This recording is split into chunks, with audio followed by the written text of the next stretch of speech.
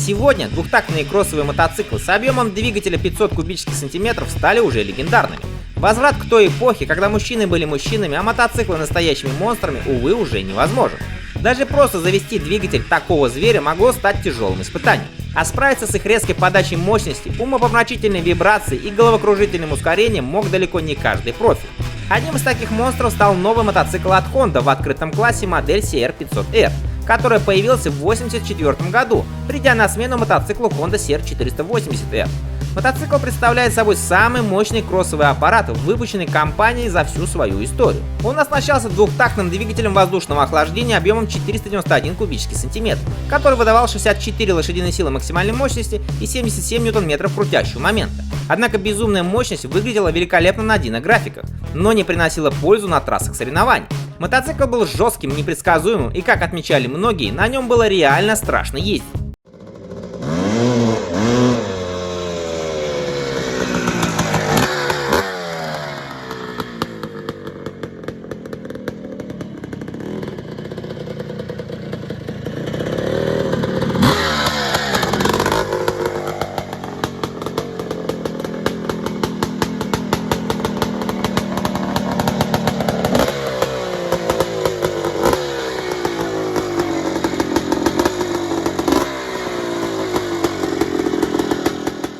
Поэтому Honda провела полную модернизацию своего мотоцикла и уже в 1985 году выкатила абсолютно новый CR500R, который не имел ничего общего с нелюбимой многими прошлогодней провальной моделью. У мотоцикла была новая рама, пересмотренная подвеска, переработанный двигатель и новый дизайн. Но главной особенностью стало жидкостное охлаждение. Основной же целью Honda было повышение мощности в середине диапазона, и к их чести они преуспели по всем пунктам. На практике новый мотор был на самом деле более мощным, чем прошлогодний. На низах и в середине двигатель выдавал безумную мощность, и мотоцикл буквально вылетал из поворотов. Он был настолько быстр, что даже профессиональные гонщики считали его слишком мощным, а многие тюнеры искали способы обуздать этого монстра.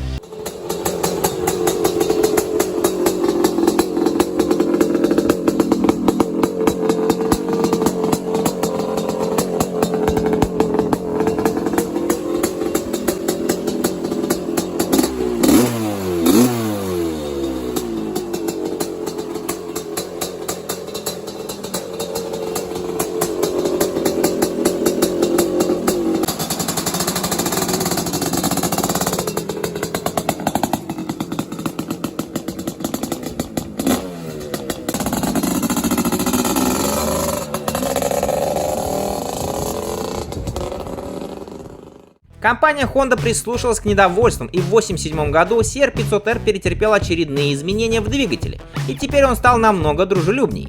Более длинный ход поршня, меньшее сжатие, переработанное зажигание и новая выхлопная система позволили выровнять необузданную мощь и сделать ее более ровной во всем диапазоне. Подвеска работала превосходно и лучше, чем на менее мощном CR250. Его единственной слабостью было ощущение громоздкости. По сравнению с тонким KX500, CR500R был как танк, но по-прежнему оставался самым быстрым и лучшим в своем классе.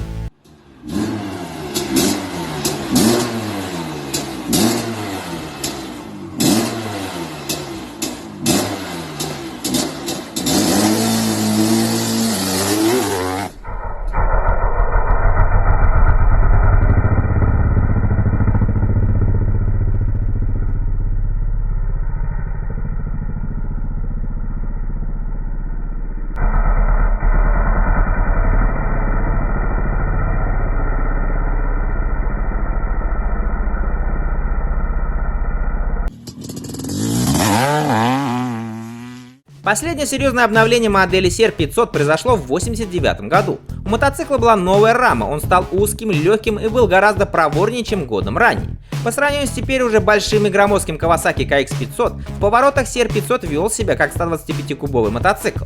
На жестких трассах мотокросса ему просто не было равных. Что касается новой перевернутой вилки Шова, то работала она гораздо лучше, чем на CR250.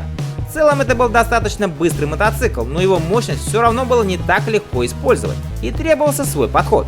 Однако это не помешало сразу трем гонщикам Honda в мировом чемпионате класса 500 кубических сантиметров взять все 3 призовых места в 1989 году.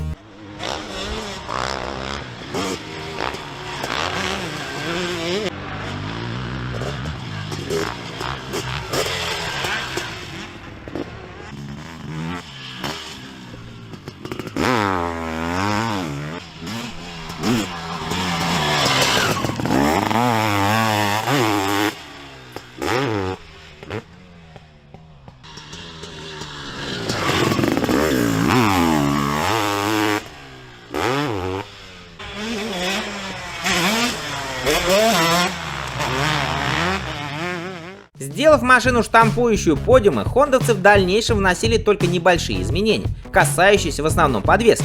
Окончательно же все надежды на радикально новый CR500R рухнули в 1995 году, когда 500-кубовый класс перестал существовать в национальном чемпионате США, и в целом покупатели были более ориентированы на менее устрашающие машины.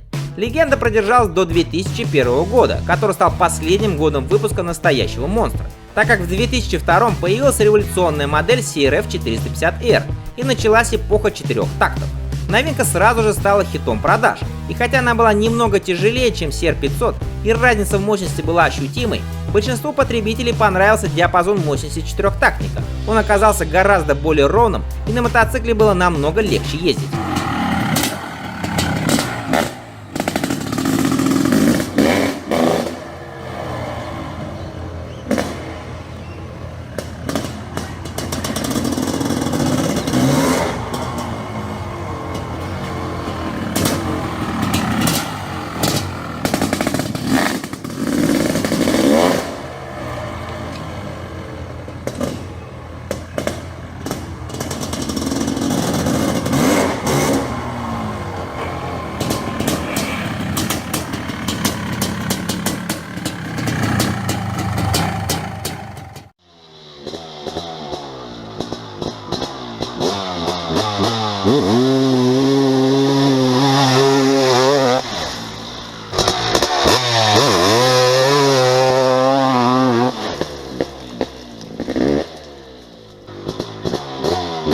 Mm-hmm.